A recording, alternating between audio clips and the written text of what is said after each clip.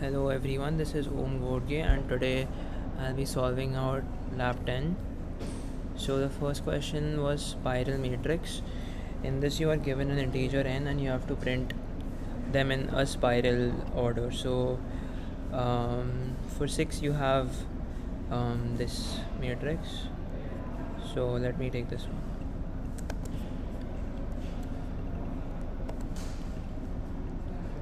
So you start filling up numbers from here, then you go this way, then you go this way, then you go this way, and this is how the spiral happens.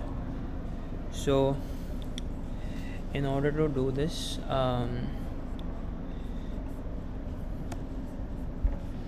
what you should do is create a 2D matrix or a 2D array, whichever you prefer, and initialize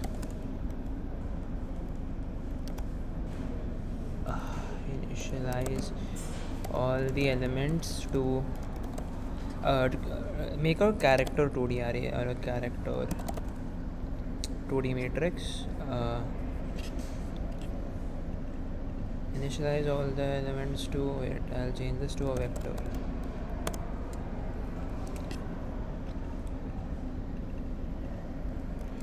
To some default value,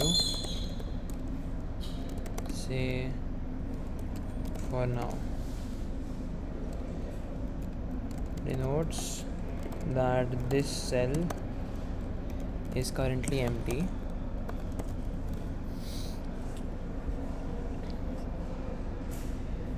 Okay, so let's say you have this matrix.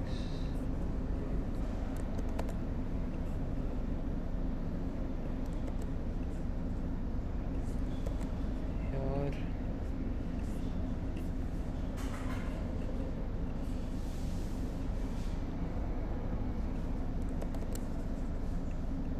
One, two, three. Okay, now you start filling from here. So you'll put 1 here, 2 here, 3 here. This is pretty standard up to 4. Now when you reach 4, instead of going over here as you would do normally, you would start idhar se. So to do this, you will keep a dx and a dy. Dx tells you how much to move in the x direction, and dy tells you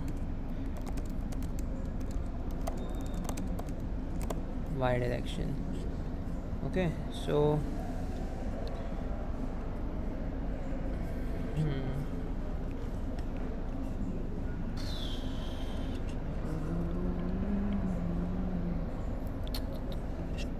I cannot select this whole thing. Okay.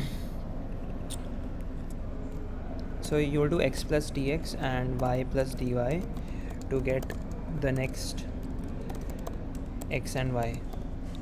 And I think you might have seen this in physics or something. So at the start, dx will be equal to 1 and dy equals 0. So as you are moving in this direction, like this way, you are only moving in x. So for now, assume this is x and this is y. Fine, y increases this way, x increases this way. So dx equals 1 and dy equals 0. So after you've placed every number, you will do x plus dx and y plus dy to get the next cell that you are going to put your number in. Okay, so whenever x plus dx equals n or x plus dx goes less than 0, or okay, let's take these two cases. So these are the cases where you have reached the bounds of the array, like you are trying to go outside the array. So here you'll have to flip, like you'll have to change your directions. So over here x will be equal to, at this place you'll have x equal to 3. When you'll do x plus dx here, your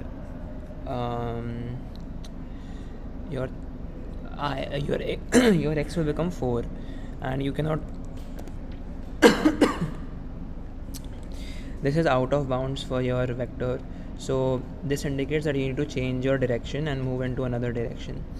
So to change your direction, you will just do dx equals minus dy and dy equals dx. Think about why this works. So whenever you have to switch your directions, right, whenever you have to rotate, like from here to here or from here to here, you will have to do dx equals minus dy and dy equals dx. That will give you the right way to move around this. So let me give you an example. Let's say you were at this position, you had dx equals 1 and dy equals 0 at the start. So now you have to switch, you have to move downwards either say. So according to this formula that you have, you will get that dx will become 0 and dy will become 1. So now you're not moving in the x direction, but you're only moving in the y direction, which is exactly what you wanted over here. Again, when you reach the end of the array either,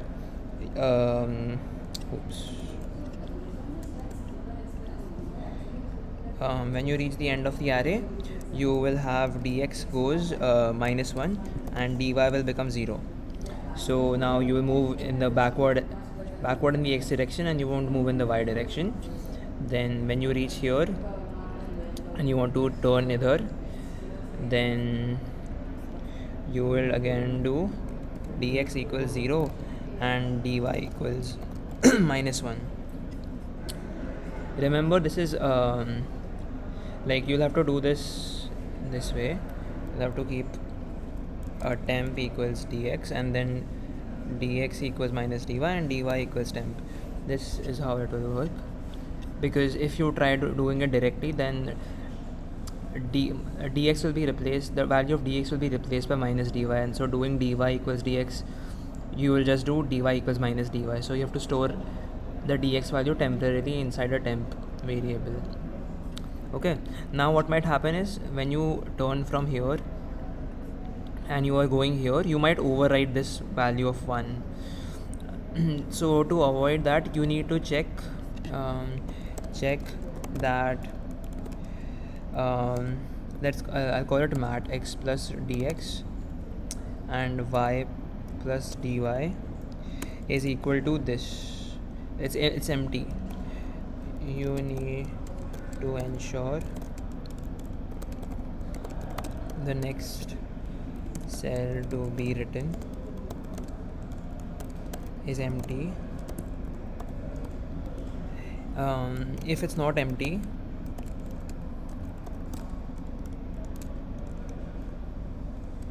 then you should rotate at this point.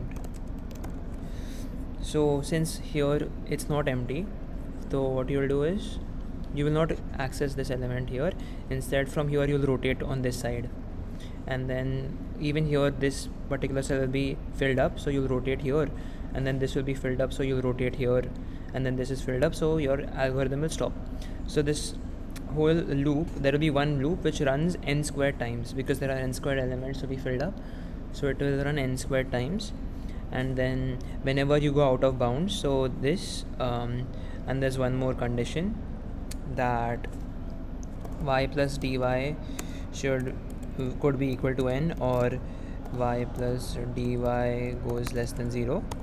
In these cases you will have to rotate, and in this case also, where the next element to be filled is not empty,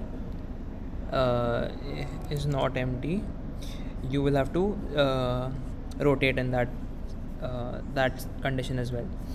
So I'll show you the code now.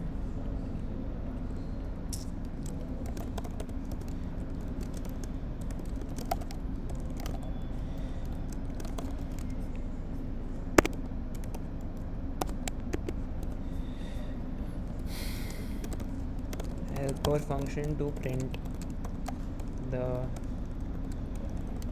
matrix. So this just prints out the matrix at the end, nothing fancy. So you have how much to step in each direction. Cool. Then you have matrix. At the start you have x equals 0, y equals 0. Count is just the number of elements that you filled until now. So this, as I said, loop runs n squared times, filling up all the entries in the matrix. Okay, then you do matrix yx equals count plus plus. So remember that the first index gives you the row number, and in our case row number is the y and the column number is x. So that's why you do matrix yx equals plus plus count. So you're starting count from 0, that's why you do plus plus count. So you make count 1 first, and then you assign matrix 0 0 to 1. Okay, after this fill up the current cell with a new number, then check if the next cell is within bounds and is empty. If it's not, then you have to rotate. So that's what you do. You check whether x plus dx is greater than equal to n or less than 0, or y plus dy greater than equal to n, y plus dy less than 0. Or so in my case I've initialized all of them as integers and I've put all of them as 0 first. That's why I'm checking if one of them is greater than 0. This means that it has already been filled. If it was not filled, then it would be 0. That's why I've done this check. In my explanation I wrote characters, but yeah, you can do it with characters as well. It won't make a difference. So then you do temp equals dx, dx equals minus dy, dy equals temp, and then you just do x plus equals dx and y plus equals dy. And at the end you print the matrix to print everything out. Yeah, that was all for the first question.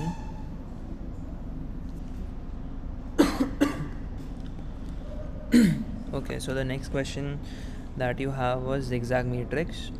This is similar to the previous question. So even here I have, so over here I only need dx, like I only need which direction to move x in, and even that, like, you don't have to do it this way. You can just see if the row number is odd, then you move in the other direction, otherwise you move in this direction.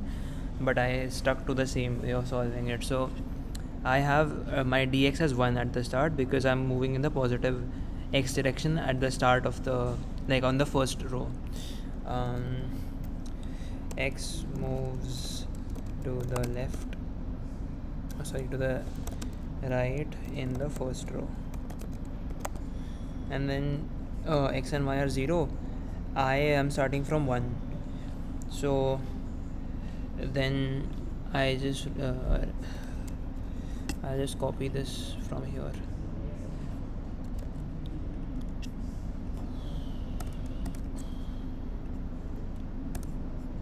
And this as well. Okay, then you fill the current cell with a new number,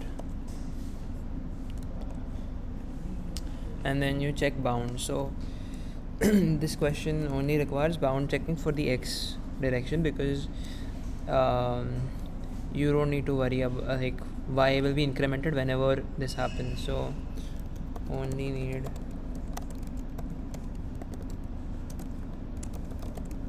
for x, y can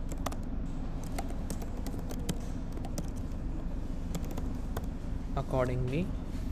So whenever you reach the end over here, if the next element goes out of bounds, then you will switch your direction. So you'll do dx equals minus dx, so now you'll move in the other direction, and then you do y plus plus to jump to the next row.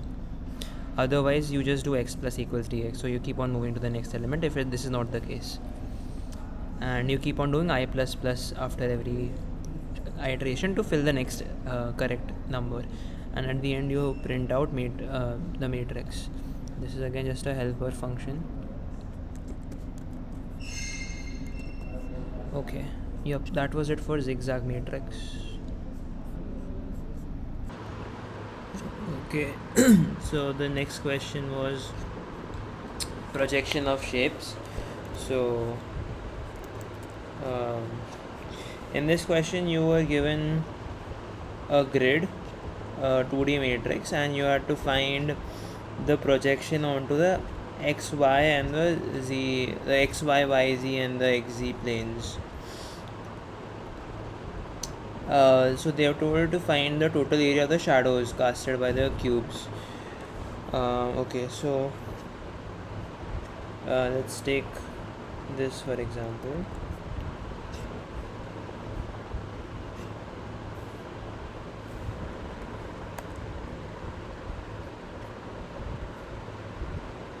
Let's say you have this, and this is x, this is y, and this is z.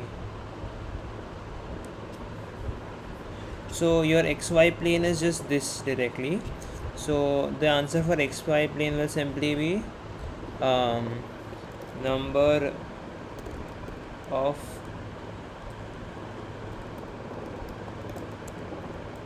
xy plane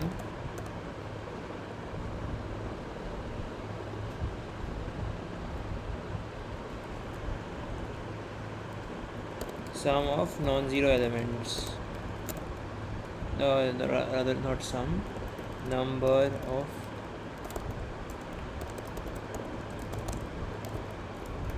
do you get this? So if you're looking at this from the top, all these zeros will not be seen, like they will not be present, only 1, 2, 3, all the positive numbers will be present. So you will have something over here, over here, over here, over here, over here.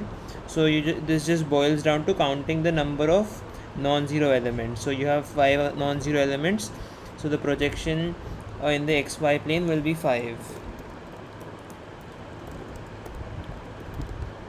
for this particular example. So that was one part. Now if you look at it, if you look at the yz plane, then you will have 1 0 3 2 0 0 and 3 0 1. You're looking at it from this side, so over here you will see a 3, like a column of size 3. Over here you will see a column of size 2, and over here you will see a column of size 3 again. Try to visualize this. So if you are looking at it from this direction, you will see from each row you will see the maximum height for each row in that particular, like for in its shadow. So that's all you have to do for this the yz plane. Yz plane will simply be equal to sum of max of all rows of the matrix, and the last thing is the xz plane, the xz plane. So for the xz plane you will have the same thing, just that you are looking at it from the top, from here. So for this column you will get a 3, for this column you will get a 2, For this column you get a 3 again in the shadow. Like the shadow will be something like this. So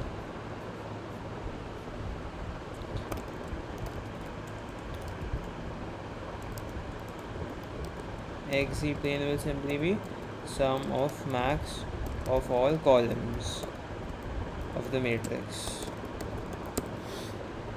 So yeah, you just need to add all of these up and you will get the answer.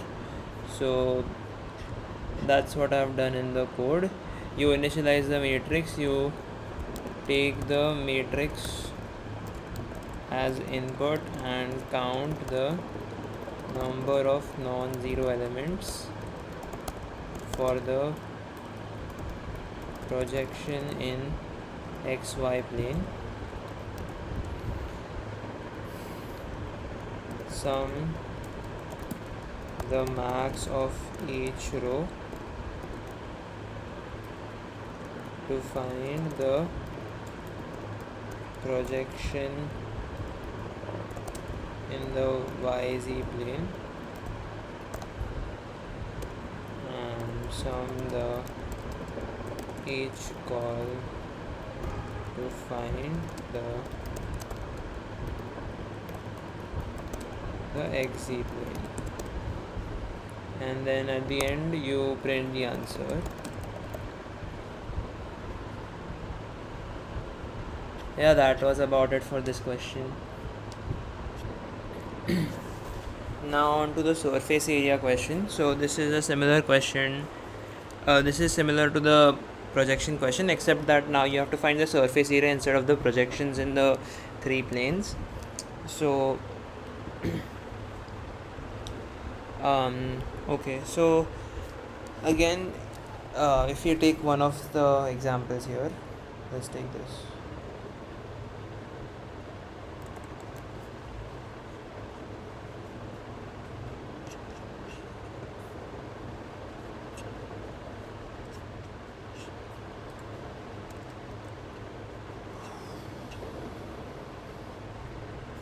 You have this particular matrix, you want to find the surface area of this thing.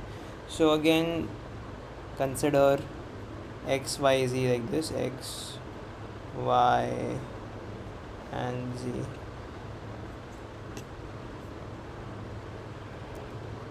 Why is this so big?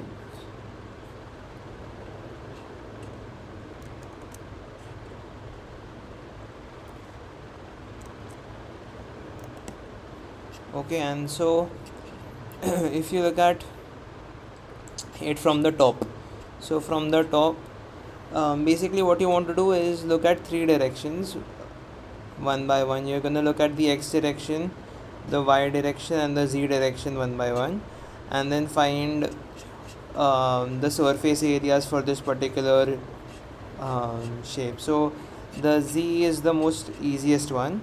So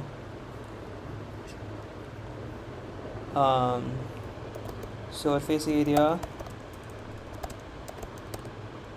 seen from the z axis will simply be twice the number of non-zero elements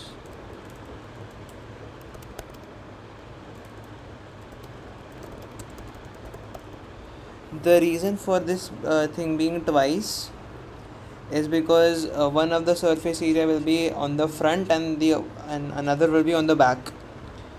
So try to visualize it once. Like you'll have 3D blocks. Imagine this 3 is like a 3D block coming out of the plane, having a height of 3, and then this is a height of 2 block coming out, and so on. So there will be one surface which is jagged, and the surface on the back is plane entirely, and so the surface area from the z-axis will be twice, but the jagged one and the plane one. Okay, this is from the z-axis. Then you look at the surface area from the x-axis. So okay, so now let's just look at one of the rows for now. So let's look at 3 4 5 1.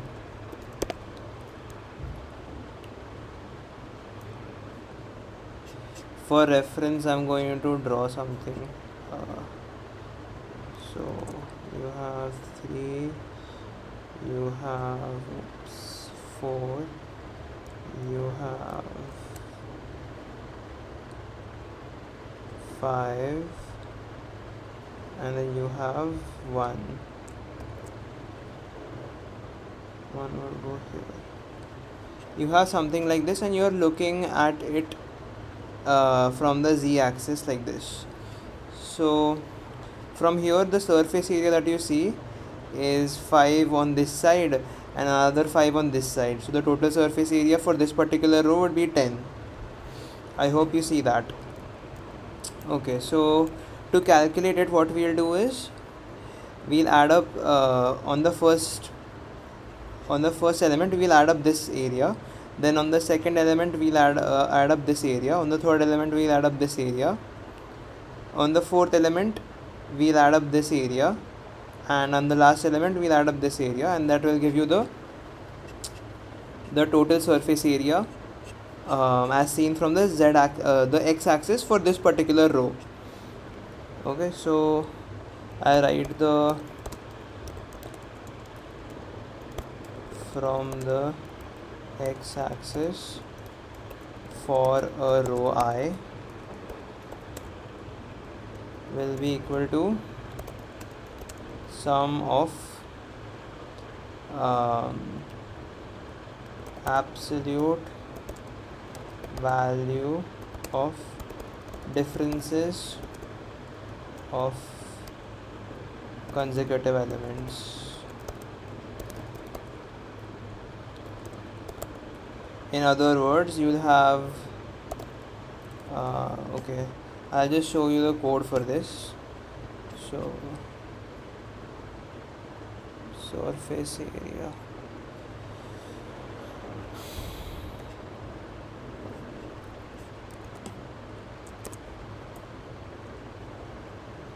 okay, most of the stuff is the same. Take the matrix as input,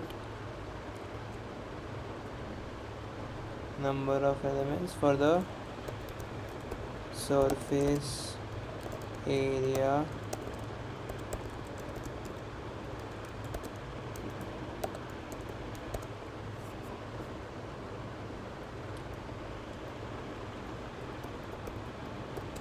the answer by 2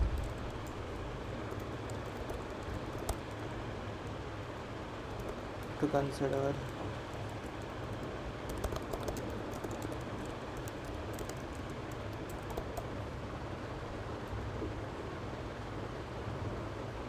Then you iterate over each row and take the absolute value and add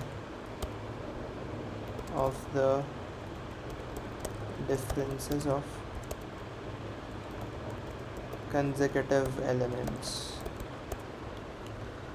So you keep a previous. So let's say this is the element that you are currently at. So this will be I would be here, and then previous would be here,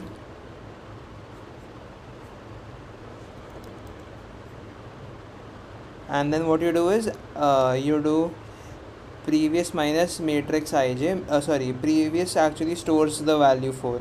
It is not an index, so previous would be 4 here and I is here. So you subtract both of them and you just take the absolute value of these two. This would be j actually, my bad.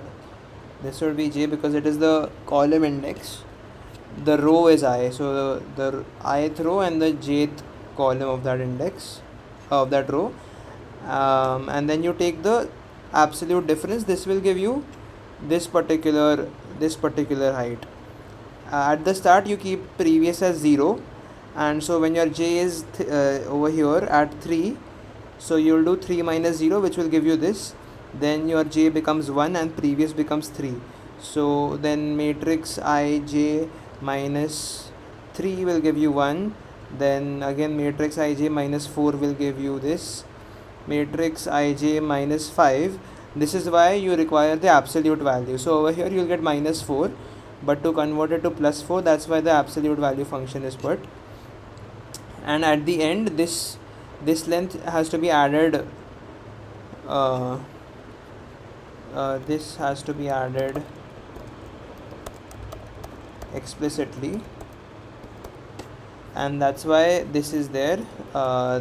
You add the last element's height explicitly.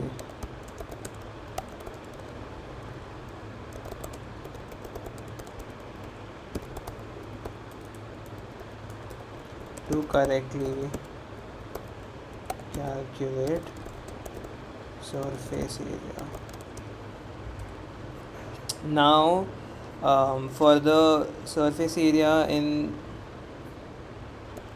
surface as seen from the y-axis is the same as that for x-axis, only on the columns instead of the rows. So you have the same thing for the y-axis, just that the rows and columns are interchanged. So now this j loop is outside, the I loop is inside, and everything else stays the same, and the element that you add, the last element that you add, is different. So same as previous, only now iterate over each column instead of each row. Add the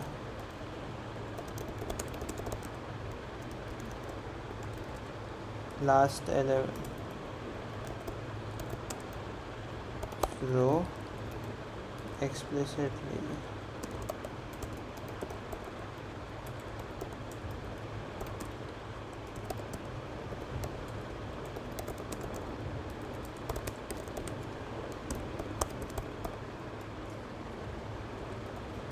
And then you print the answer at the end, and yeah, that's it for this question.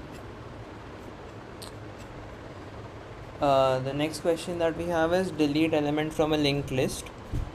So in this question you will be given a sequence of commands like I10, I2, D1, I1, and you have to construct a linked list from this. So I is the insert operation, D is the delete operation. So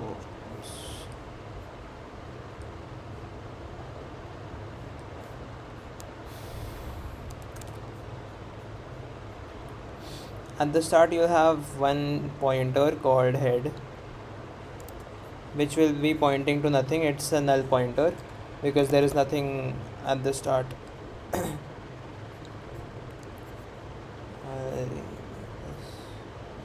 Yeah, it's pointing to nothing right now. So when you encounter the first I10, you will create a new node to store this value 3 or 10, my bad, and then this will have a next pointer pointing to nothing. So right now this is what your linked list would look like. Then when you have I2, you'll create a new node here, 2, and then something like this. Then when you do D1, I think delete, okay, it removes it from a particular index. So D1 would get rid of this whole linked this whole node, and so you'll be left with this again. And then you do I1, so after doing I1 you will get a new node here, and this will be pointing to nothing. And when you print out the linked list, you'll get 10 and 1 because that is what was there in your linked list. Okay, so to solve this,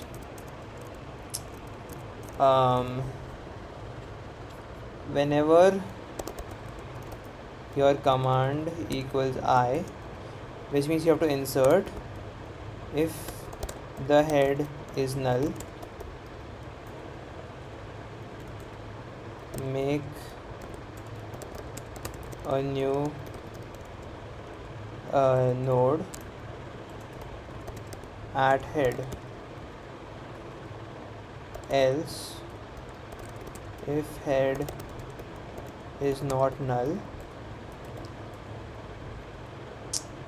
copy head to cur,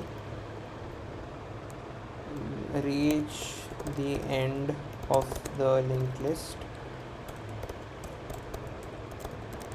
and add a new node at the end.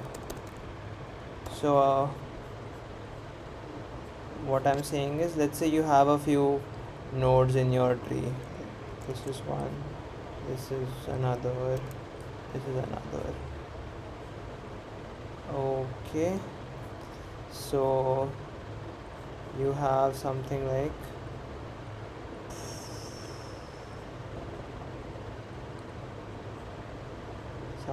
this, and let's say you have 5, 7, 3, and you want to insert let's say insert 2. So now what you will do, since head is not null, that is what I was saying, if head is not null, you will create a new pointer and call it anything you want. I'll call it cur, and now you will keep on moving ahead, like you will keep moving this up. You will keep on doing cur equals cur dot next. Why is this not getting selected?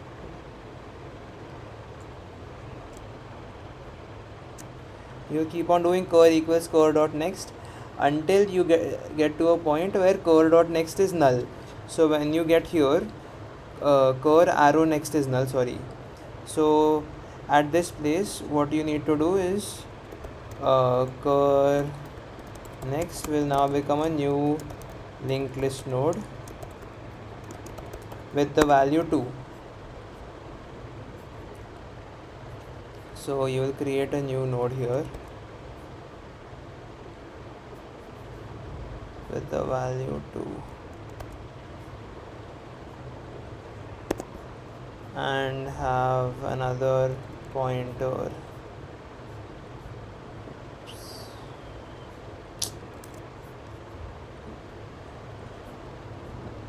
Yeah, something like this, and now you can get rid of this cur. You don't require it anymore. So yep, now you have this. Okay, now let's say you want to delete an element. So when command equals delete, if the index is 0, then simply do head equals head next.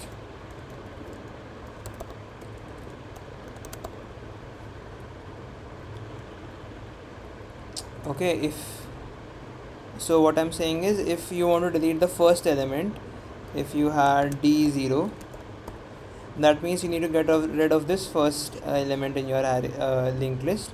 So I'm saying just do head equals head dot next. So what will happen is that head will now start pointing here, and now you get this. But remember, like this part of like this will still stay in your memory. You have not deleted this. So in order to delete it, what you should do is create another pointer, linked list node star temp, which is equal to head. Then you do head equals head dot next, and then you do delete temp. So when you do delete temp, that is when you will get rid of this node from your memory, and now you only have this stored in your memory. Oops. Okay, this is for the case when the index is 0. if the else if else do head equals head next index minus 1 times. So you write a for loop to go reach index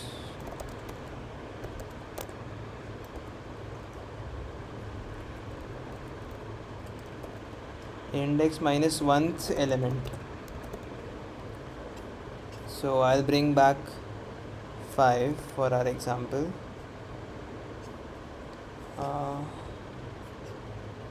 This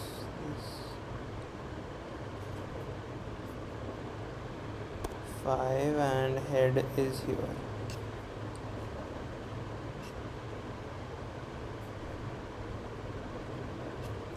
And let's say you are given delete 2.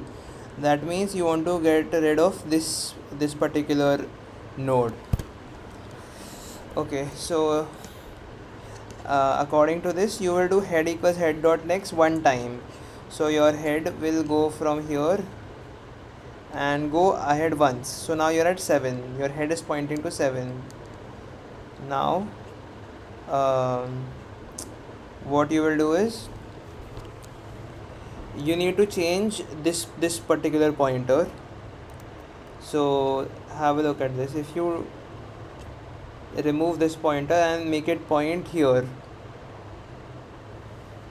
then you essentially removed this element. From 5 you go to 7, from 7 you go to 2 directly, you never go to 3. And then what's left is just deleting this particular node, and then you are done. Like, you have deleted that node from the linked list. Okay, so how do I do this? So okay, before that, else copy head to cur, and then actually you should do cur equals cur dot next.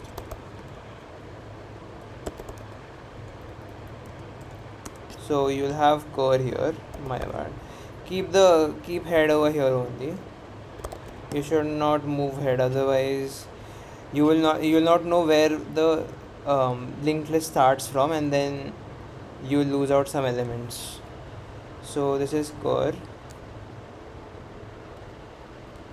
and there is an edge from here to here for now. There is a pointer from here to here, my bad. Okay, once you've reached the index minus 1th element, you will do cur next equals cur next. So what you are doing is you are changing this particular pointer. This was cur next, right? You're saying cur next is now equal to cur next of next. So this is cur next. So where this is pointing to. So now 7 will also point here, because this is pointing there. And that's what you did. You said whatever object is stored at cur next, which was this object, this guy's next is pointing here, so store this address into cur next. That's what you've written. So that's why this is pointing here now. Now you need to delete this particular node. In order to delete that node, you'll have to store that pointer first. Linked list node star delete equals cur next. The reason why you need to store it is because you are assigning cur next as this, so you'll lose that address if you don't store it.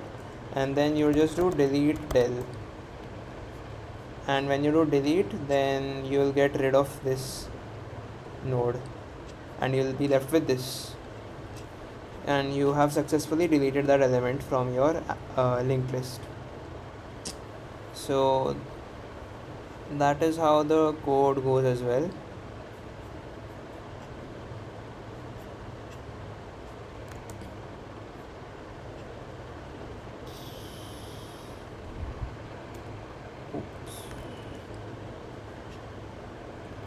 This is a standard linked list node. You don't need this actually. Have I used it anywhere? No. This is called a constructor. It is kind of a function which is called to give default values whenever you create a linked list. So for example, over here you see I've done new linked list load val. So what this does, it will store this particular val, whatever I pass, into the val of that particular struct. So instead of doing new node arrow val equals val, this will automatically store the val inside the struct. That's what it does. It just gives default values to all the variables that you have inside a struct. Okay. This is a helper function to print the list. See, note that I have done this recursively. You can also write an iterative print statement. So you can have something like while root and then cout root val root equals root next.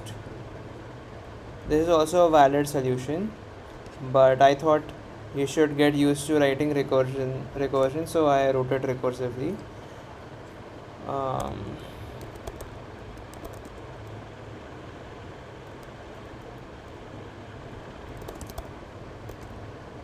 Then this function used to delete elements, delete nodes, delete a node actually. So as you are deleting this node after it was deleted, that's what this does. It will delete that particular node. Wait, my bad. This will delete the whole linked list. Function used to delete.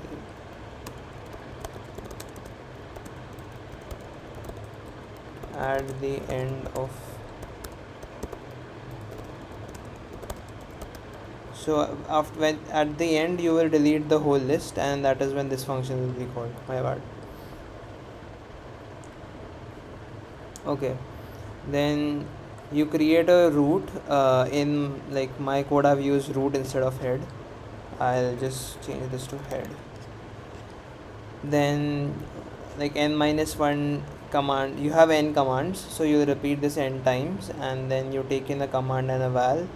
If the command is I, then you create a new node, and then if the root is empty, over here you'll have head. If the head is a null pointer, then you'll just point this particular node to head and you'll continue. Otherwise you'll create a cur pointer which is the same as head, and you'll reach the end of the array. Okay, if head is just point head to this new node.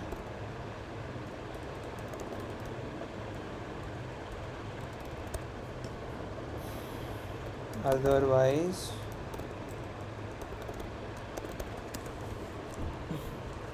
reach end of the linked list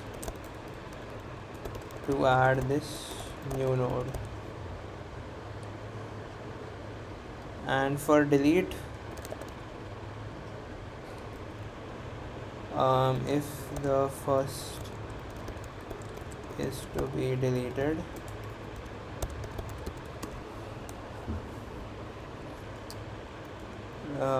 do head equals head dot next.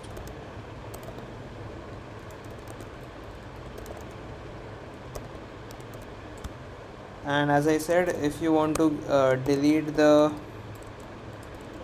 previous node as well to avoid any memory leaks, you will do this, and then you do delete temp. Similarly over here,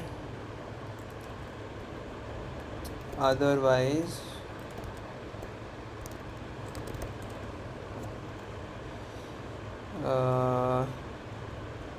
do next I minus 1 times index minus 1 times. That's why I've done val minus minus here, to do it index minus 1 times, and then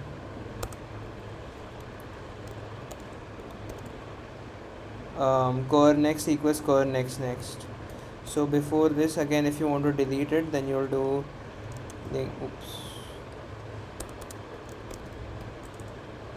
linked list node star temp equals core next, and then delete temp. So this will delete that particular object as well, that particular struct from the heap. Objects are not taught yet, so yeah. And then this will never happen as long as your input is correct, so I can get rid of this. And then you print the root, so the root is not there anymore. You'll print the head, and then you'll delete head. Okay, notice that this is passed by reference. I mean, this is not required, but yeah, you could do it that way as well. Okay, yeah, that was it for this question. The next question is inserting an element at a given index. So this question is slightly different from the last question, in that in the last question you were always adding elements at the end of your linked list, but now you can have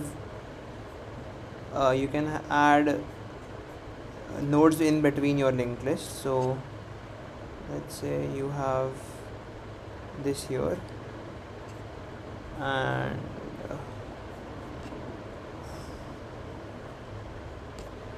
you are given 2 1. What is the index 10 at 10 at 0? Okay, let's say you are given insert 3 at index 2, or 2. So you have to insert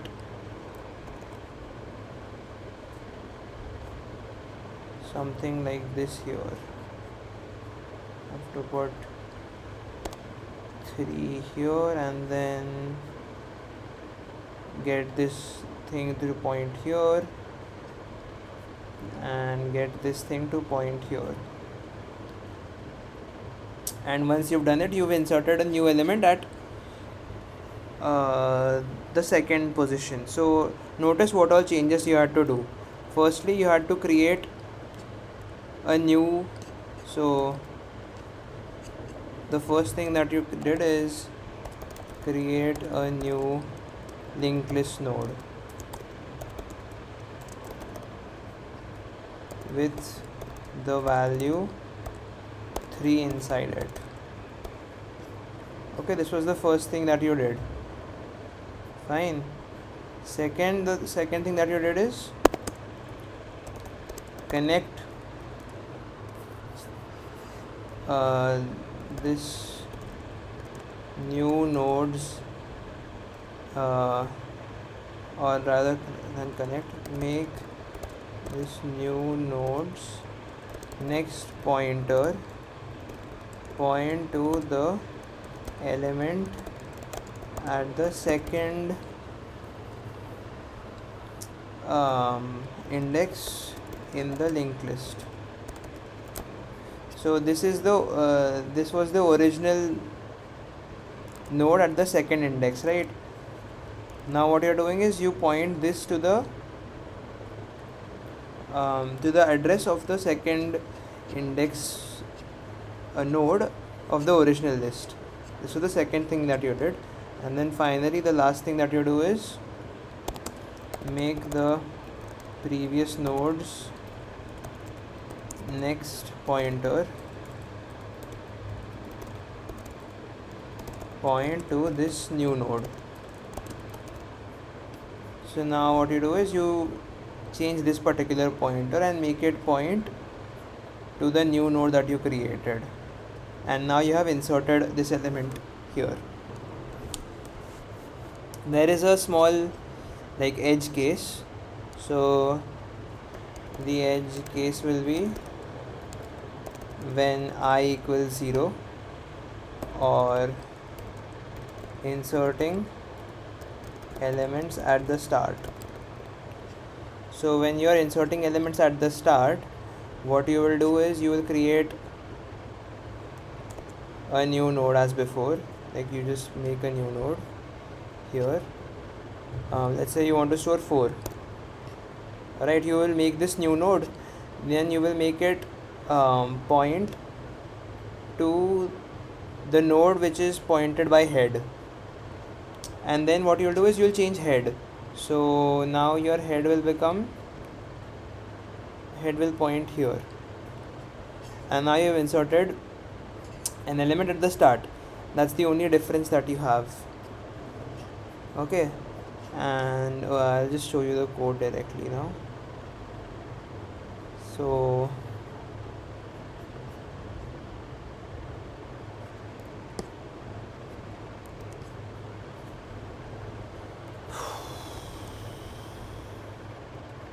again, I don't think you need this. Yeah, you don't need this. Standard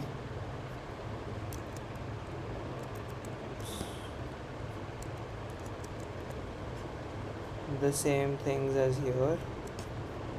This part is the same, even this is the same.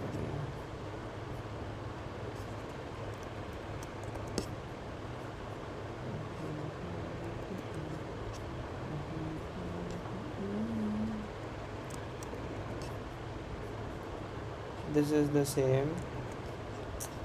Okay, so now at the start head is null, then you iterate n times,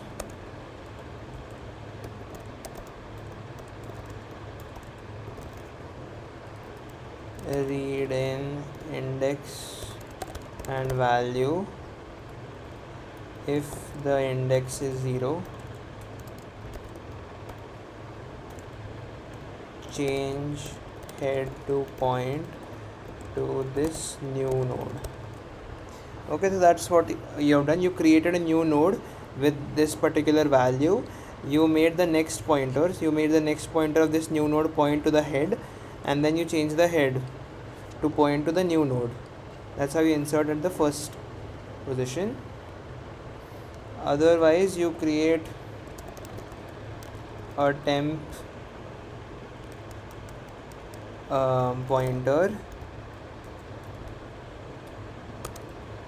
and move ahead to reach the node at the idx minus 1th index. So you reach okay, if I were to go back and only have this and this here, and you were adding 3, right, at index 2. So your temp vector your temp pointer will start from here pointing wherever head is pointing, and then it will move ahead. So it will move one step ahead. That's what I have written. Now it will be pointing here. It moves idx minus 1 times ahead and now what you do is you do temp node dot next equals temp dot next. So when you will reach here, this pointer will be pointing here. You have already created this node. So the first step was to create a new linked list node and put the value 3 inside it. So that's what you've done here, like you put the value inside it and you created a new node. Then you need to connect this next pointer to temp next. That's why you do new node next equals temp next, and then you have to change this pointer. So you'll have to do temp next equals new node, and that is what's done. And then you print out the linked list and you delete the list at the end.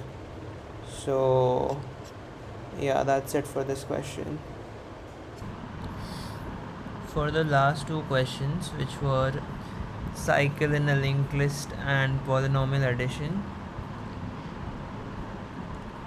you didn't really need to have a linked list. Like if you saw the examples, you can just directly you can just directly add these numbers up and get what you want. But since they are asking you to create it, I will tell you how to solve them. Okay, so in your example, in your particular thing, you had a different question. So wait, where is it? I have to open.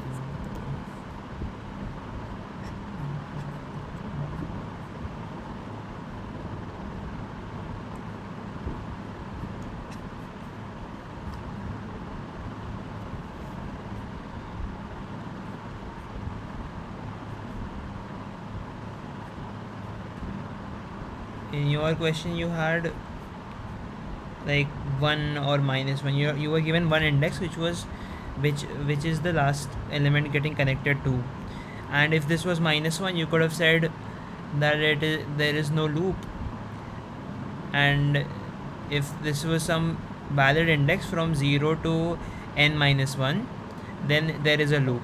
That's all you could have done. You just needed to check this element over here and you just needed n, and with these two numbers you could tell whether there is a cycle or not. So yeah, you did not really need to check the linked list in this question as such. Anyways, okay, so I'll explain the polynomial one. In this you can create you can simply create two linked lists, one to store all these numbers and one to store all these numbers. Linked list. Oh no, not this one. Cycle polynomial addition. Okay. Fine. So I'll have to get rid of this code.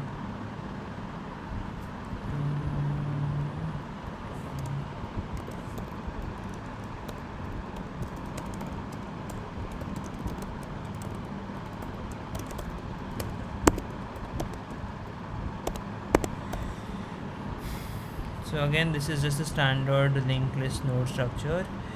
I've made a separate function for insert node which does the same as you had in that previous question. You just insert a node similar to what you did in that particular question. This is to delete the whole list at the end. So you create two linked lists, like two roots or two heads, and then you read the first n elements and store them in one linked list. You read the other n elements, store them in another linked list. Then you create two core pointers, and then you iterate over the both the lists, and you just print out the first val plus the second val, and then you print a new line at the end, and then you just delete both the lists at the end. So that was how you had to solve this question.